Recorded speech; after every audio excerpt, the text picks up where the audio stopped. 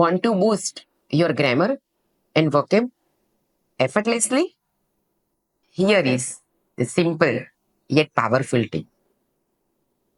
Whenever you are coming across to a new word in a video, in series, in a book, what you will do with that word? Take one diary and write down that word in a diary. Now, look up that word online. Find its meaning, synonyms, antonyms, and understand its pronunciation clearly. What will happen with that? Remembering that words multiple times will help to boost your vocab and grammar.